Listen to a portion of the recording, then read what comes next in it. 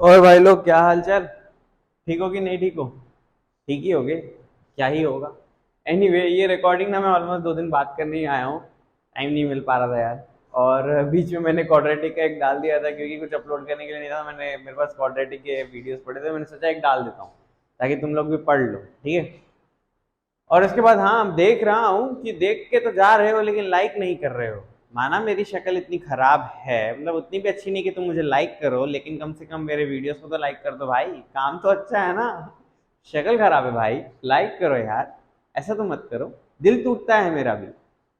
चलिए, time pass खत्म करते हैं और हम लोग स्टार्ट करते हैं एक्सरसाइज 3.3 की तरफ। उसके सम्स बाकी हैं, सम्स बहुत इजी इजी है। फिर शायद आज हम लोग थ्योरम भी करेंगे 3.4 का। ओके, चलिए स्टार्ट करते हैं। फिर पहला सम, बिना इंग्लिश पढ़े, बिना तुम्हारा टाइम पास किए, मैं सीधे सीधे तुमको बता देता हूँ क्या क्या दिया है, क्या क्या पूछा है।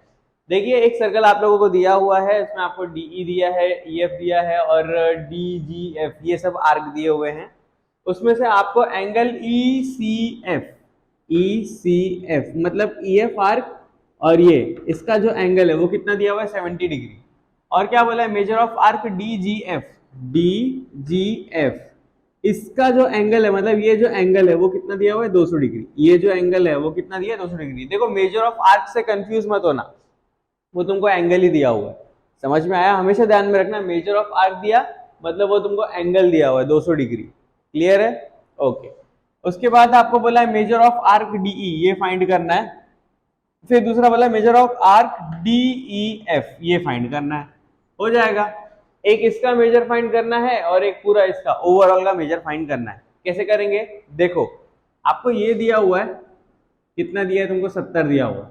और आपको डीजीएफ ये दिया हुआ है, कितना दिया है, 200 दिया है। 70 और 200 टोटल कितना होता है, 360। तो ये तो मिल जाएगा। फटाफट कर लेते हैं, आ जाइए। मेजर ऑफ आर्क लिखूं वो भी चलेगा, या एंगल लिख देता हूं, सीधे सीधा एंगल लिख देता हूं, ठीक है। Angle DCE plus angle ECF plus angle DCF is equals to 360 degree. Reason डाल देना है यहाँ पे, measure of angle of a circle is 360 degree. Measure of angle of a circle is 360 degree. Okay, ये क्या है, ये फाइंड करना है। तो एंगल DCF आपको DC फाइंड करना है। ECF कितना दिया हुआ है, ये तुमको दिया है 70।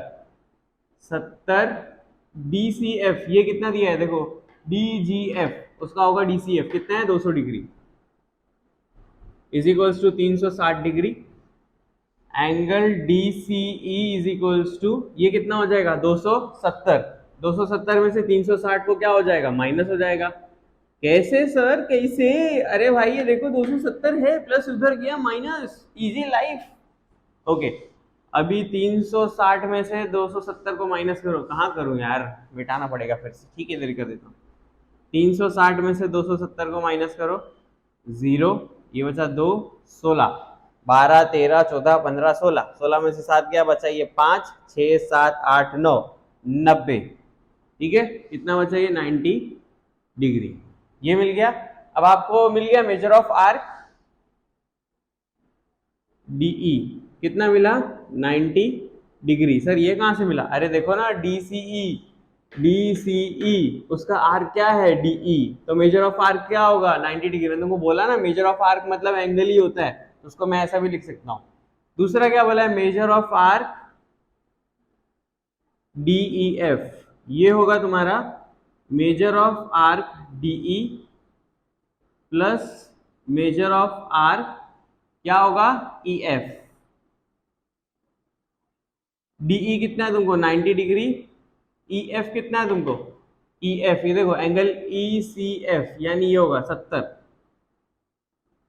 90 70 कितना होगा, 14, 160 डिग्री। क्लियर है? क्लियर है गाइस? ओके, अब हम लोग चलते हैं अपने नेक्स्ट सम की तरफ। एक सेकेंड ना, चलिए गाइस, अपना सेकेंड सम आपको दिया हुआ है। ओके, आपको क्या बोला है, triangle QRS is equilateral triangle. ये देखो, ये इक्विलेटरल ट्रायंगल है। इक्विलेटरल ट्रायंगल का मतलब क्या होता है, उसके सारे साइड हमेशा सेम होंगे, उसके सारे एंगल्स हमेशा सेम होंगे। ये होता है इक्विलेटरल ट्रायंगल का मतलब। सारे साइड सेम, सारे angle same. Okay, prove that R S is concurrent to Q R is concurrent to Q R. Okay, is concurrent to Q S. Arc बोला है, arc arc R S is concurrent to arc Q S is concurrent to arc Q R. मतलब ये सारे arc क्या है, concurrent है, ये हमको प्रूफ करना है, पहला काम। दूसरा काम आपको प्रूफ करना है क्यू आर एस, इसका कितना होगा वैल्यू, 240 डिग्री। मतलब दूसरा प्रूफ है कि आपका टोटल जो वैल्यू होगा वो कितना होगा, 240 होगा। चलो दूसरा तो देखा जाएगा, पहले पहला वाला प्रूफ करते हैं। पहले वाले के लिए आते हैं। Arc R S is concurrent to arc QS is concurrent to arc QR। ये हमको प्रूफ करना है, ठीक है।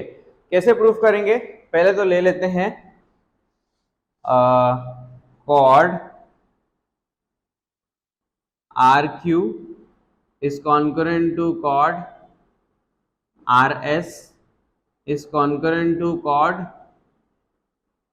QS। ये देखो, ये कॉर्ड है ना, सर्कल के लिए तो ये कॉर्ड होगा। मैंने तुमको बताया था कि सर्कल पे कोई भी लाइन जब एक दो पॉइंट पे ज्वाइन हो जाए उसको क्या बोलते हैं, कॉर्ड। तो ये कॉर्ड इस कॉर्ड के बराबर है, इस कॉर्ड के बराबर है। क्यों सर, कैसे बराबर है भाई, ये कॉर्ड ये इक्विलेटरल ट्रायंगल है ना, इक्विलेटरल ट्रायंगल में साइड्स हमेशा क्या होते हैं, सेम होते हैं। तो बस बाय इक्विलेटरल ट्रायंगल, ठीक है, बाय इक्विलेटरल ट्रायंगल। अब सिंस कॉर्ड सेम हो गया तो आपको पता है कि कॉर्ड के सामने वाला जो आर्क होता है वो भी सेम होता है बाय थ्योरम, कॉर्ड थ्योरम, वो जो मैंने तुमको करवाया है लास्ट लेक्चर में। तो arc R Q is concurrent to arc R S is concurrent to arc Q S. Theorem लिख देना, कॉर्ड थ्योरम, ठीक है, chord arc theorem, chord arc theorem लिख दो। मतलब जो भी उसका नाम है बेसिकली वो लिख देना तुम लोग पीछे देख के, ठीक है। ओके, ये हो गया प्रूफ, मेरा पहला वाला प्रूफ हो गया। देखो आर्क आर एस कॉन्करेंट बराबर है, मैंने कॉर्ड प्रूफ कर दिया और मेरा आर्क भी प्रूफ हो गया, ठीक है, चलो बेस्ट है। सेकंड क्या बोला उसने क्वेश्चन, किसका मेजर ऑफ आर्क बोला था, measure of arc Q R S is equals to 240 बोला था ना कुछ, हाँ 240। अभी सेकंड क्वेश्चन के लिए आते हैं। Measure of arc QRS is equals to 240 degree, ये हमको प्रूफ करना है। कैसे करेंगे, देखिए अगर हमको ये आर्क मिल जाए और ये आर्क मिल जाए तो इन दोनों का सम करके मैं प्रूफ कर सकता हूं। लेकिन मुझे ये पता है कि ये आर्क प्लस ये आर्क प्लस ये आर्क सम होगा इसका 360 डिग्री, 360। आपको पता है सर्कल का ओवरऑल एंगल होता है 360, तो मतलब ये तीनों का सम तो 360 होगा। और मुझे ये भी पता है कि ये तीनों एक दूसरे के इक्वल है, तो मतलब मैं अगर किसी एक को भी एक्स इमेजिन करूं तो मैं बाकी दोनों को भी एक्स इमेजिन कर सकता हूं क्योंकि वो तो इक्वल है। समझ में आया? ओके, नहीं घंटा समझ में नहीं आया होगा, अभी ध्यान दो इधर। ओके, यहाँ पे ध्यान दो। Measure of arc R Q plus measure of arc R S plus measure of arc क्या है Q S is equals to 360 degree. Angle of circle लिख देना, angle of circle is 360 degree. Okay, now let measure of arc R Q be X, ठीक है, measure of arc R Q be X. तो आपको पता है कि ये तीनों क्या है, कॉन्करेंट है और तीनों का वैल्यू क्या है, सेम है। तो therefore measure of R S is equals to measure of Q S which is equals to X. अब सब में एक्स एक्स डाल दो, X plus X is equals to 360 degree. भाई ये एक्स एक्स कहाँ से आया, मैं अभी फिर से बता रहा हूँ कि मैंने एक आर्क को एक्स इमेजिन किया और मुझे पता है कि ये दोनों आर्क इस आर्क के कॉन्करेंट है। तो अगर ये एक्स होगा तो ये भी एक्स होगा, ये भी एक्स होगा, क्योंकि तीनों एक दूसरे के साथ कॉन्करेंट है। ये मैंने अभी फर्स्ट वाले क्वेश्चन में प्रूफ किया है। बस फिर मैंने उस हिसाब से तीनों एक्स ले लिया, तो ये हो गया मेरा 3x is equals to 360 degree. x is equals to 360 divided by 3 which is equals to 3 1s are 3 3 2s are 6 120 degree. मतलब measure of arc R Q, आपको फाइंड क्या करना है, क्यू आर एस फाइंड करना है ना। तो measure of arc R Q मिल गया आपको 120 डिग्री और measure of arc R S ये कितना मिला 120 degree. Now measure of arc QRS is equals to measure of arc RQ plus measure of arc RS which is equals to 120 plus 120 240। खलास 240 degree हो जाएगा। ओके अब आते हैं हम लोग लास्ट अपना question number 3। I don't know यहाँ पे कर पाऊंगा कि नहीं, वैसे कर सकते हैं, कॉर्ड दिया हुआ है ना, कर तो सकते हैं बट चलो ट्राई करते हैं। क्वेश्चन नंबर 3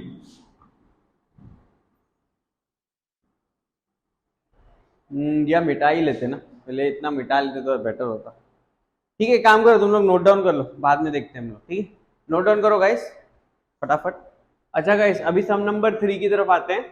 देखिए आपको पता है कॉर्ड ए बी, इसमें डायरेक्ट जो दिया है वो बता रहा हूँ, chord A B is concurrent to chord C D और आपको बोला है प्रूफ करना है A C is concurrent to B D, arc A C is concurrent to arc B D, ये प्रूफ करना।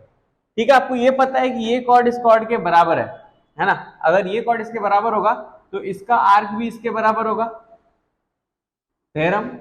तो मतलब आर्क लिखते हैं ना भाई, मेजर क्या लिख रहा हूं, arc A C B is concurrent to या is equal to arc C B D, बराबर है। ए बी के अंदर कौन सा आर्क कर रहा है, ए सी बी, ये हो गया। और सी डी के अंदर कौन सा आर्क लाई कर रहा है, सी बी डी। तो मैंने दोनों ही आर्क को सेम लिख दिया, सेम ही हो जाएगा। बिल्कुल बराबर बोल रहे हो सर, कुछ गलत नहीं बोल रहे हो। तो ये हो जाएगा आपका, देखो आर्क ए सी बी में हो जाएगा arc A C plus arc C B. इसको स्प्लिट करके लिख सकते हैं arc A C plus arc C B which is equals to arc C B plus arc B D है, इतना लिख दिया। अब यहाँ देख रहे हैं ये सी बी और ये सी बी हो जाएगा कट, क्योंकि प्लस और प्लस है और इक्वल के आजू बाजू है तो वो तो कट हो जाएगा। तो मतलब मिला क्या, arc A C is equal to या concurrent to arc B D.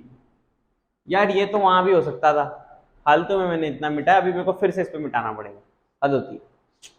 ठीक है एनीवे नोट डाउन कर लीजिए, फिर हम लोग थ्योरम की तरफ चलते हैं। ओके चलो भाई अभी ये थ्योरम करें, इंस्क्राइब्ड एंगल थ्योरम। पहले तो इंस्क्राइब्ड मतलब क्या होता है वो मैं बता देता हूँ।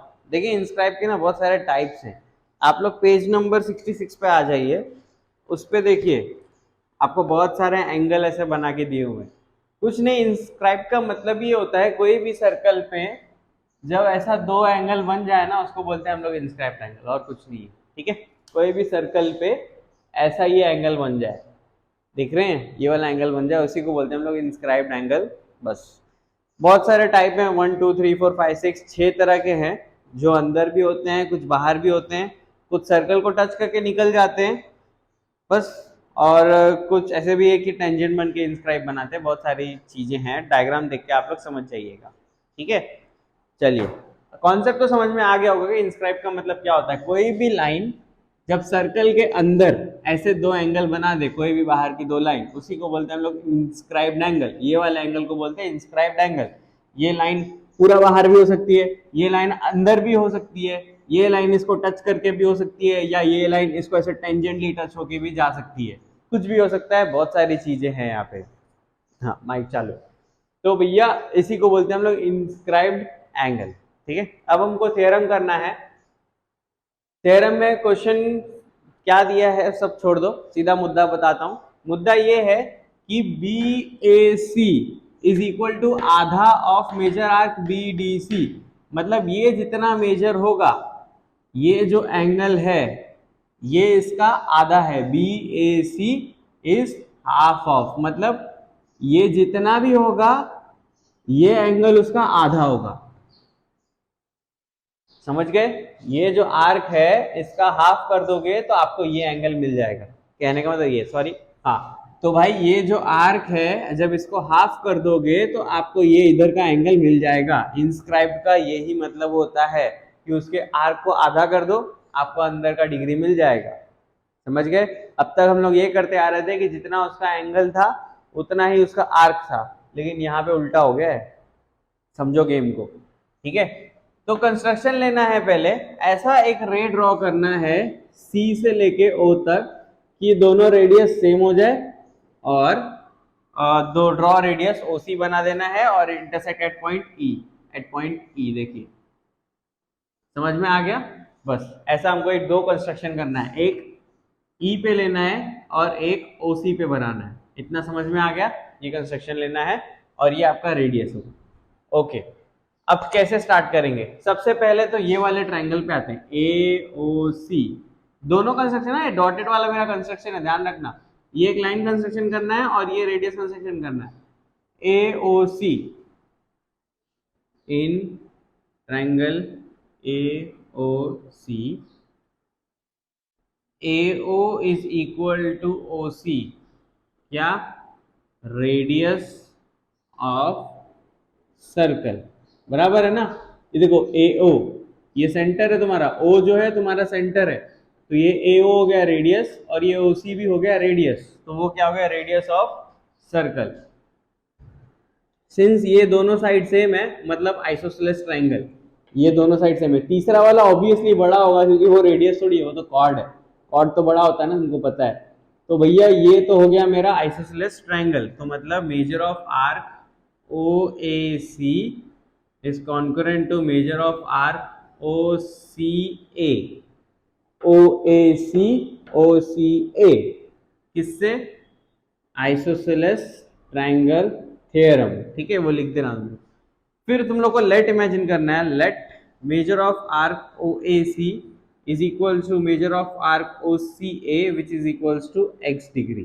कितना डिग्री? ये अंदर के डिग्री को x इमेजिन करना है। अब कैसे कैसे कर रहे हैं मैं वो बताते जा रहा हूँ, डायरेक्ट याद रखिएगा।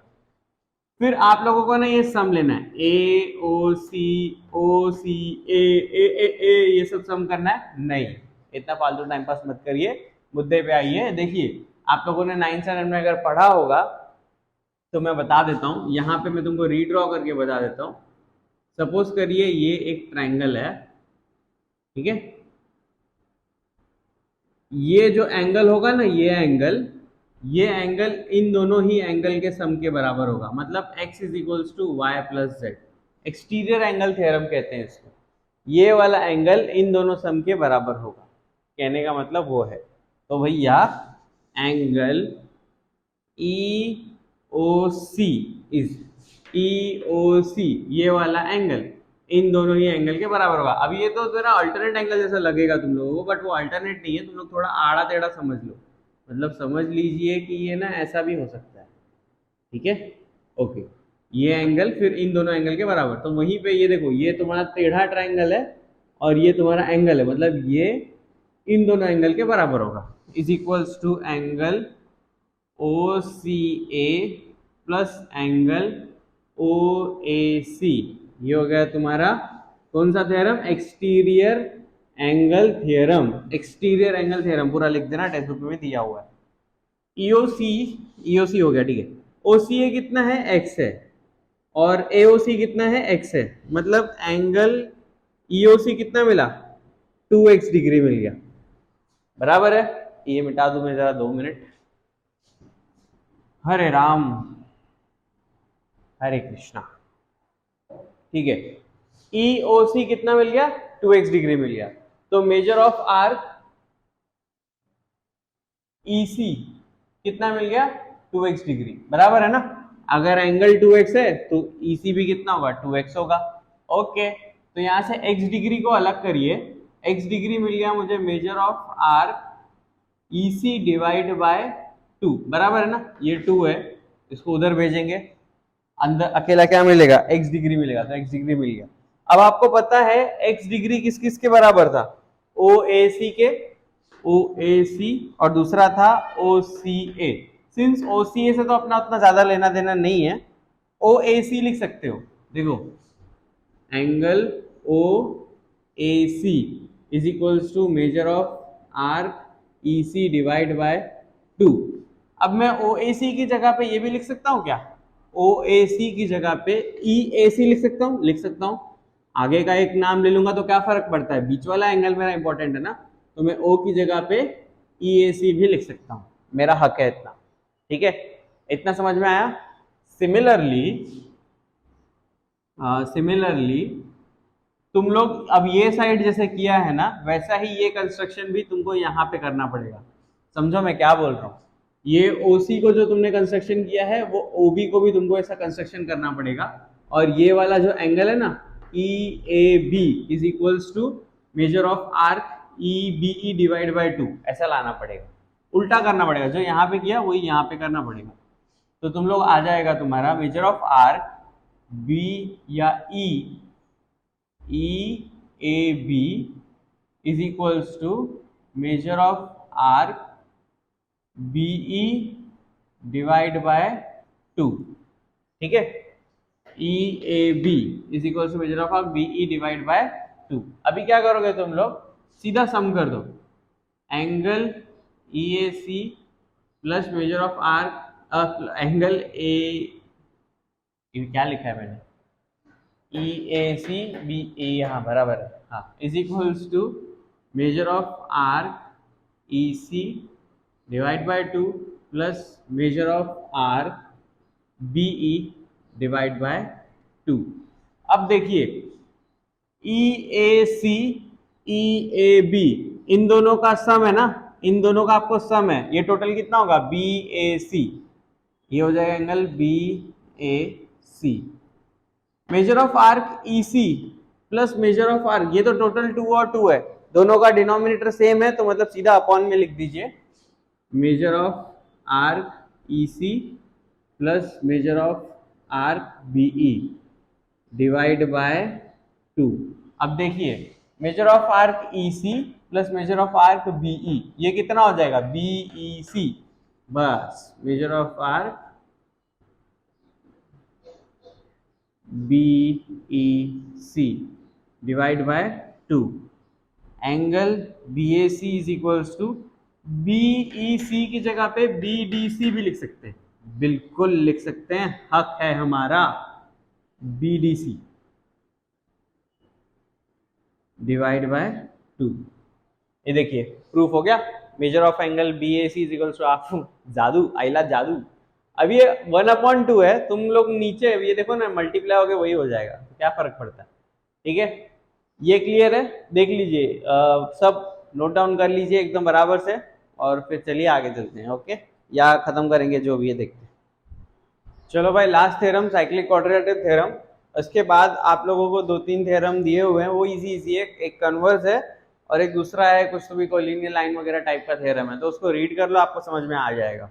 ठीक है, इजी है भाई, वो आपका काम है। अभी फिलहाल मैंने 2 मेन थ्योरम बताए, इंस्क्राइब्ड एंगल थ्योरम और क्वाड्रिलेटरिक, बहुत इजी तरीके से बताया मैंने आप लोगों को। ये थ्योरम में मैं जब 10th स्टैंडर्ड में था तो खुद एक्सपेरिमेंट किया करता था, अलग ही तरीके से मैंने प्रूफ किया था, अब मुझे याद नहीं मैंने क्या किया। ठीक है, एनीवे जा चुका है वो समय। ओके, तो प्रूफ क्या करना है, थ्योरम क्या है, मुद्दा क्या है, डायरेक्ट बताते हैं। प्रूफ ये करना है कि ये दोनों एंगल को आपको बताना है कि भैया वो 180 डिग्री होना चाहिए, ये दोनों एंगल, और ये दोनों एंगल भी बताना है भैया आपका 180 डिग्री होना चाहिए, आपको प्रूफ करना है। आपको बताया गया है कि क्वाड्रिलेटरल ABC जो है वो एक साइक्लिक क्वाड्रिलेटरल है।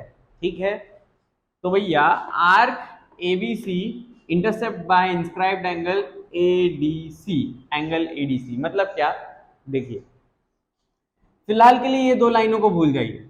ठीक है, ये 2 लाइन को भूल जाइए और आप एक सर्कल बना लीजिए जिसमें एक एंगल लीजिए ADC, ADC बराबर है ADC। तो ये जो इंटरसेप्ट किया है, ये जो इंटरसेप्ट किया है, एक तरह से देखा जाए तो इंस्क्राइब्ड एंगल थ्योरम है कि नहीं, ये एंगल इस आर्क के आधे के बराबर होगा, तो मैंने वही लिख दिया, angle ADC is half of major of arc ABC, perfect लिखा।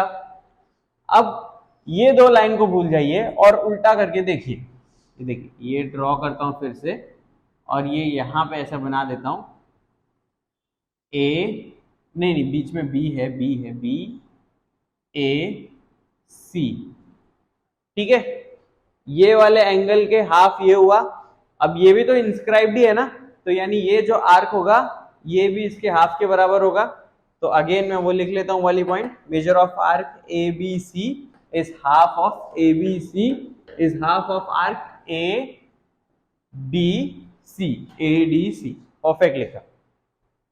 इन दोनों ही एंगल को सीधा सम कर दीजिए, measure of angle A D C plus measure of angle A B C, इन दोनों एंगल को क्या कर दीजिए, सम कर दीजिए, मतलब इन दोनों एंगल को सम कर दीजिए।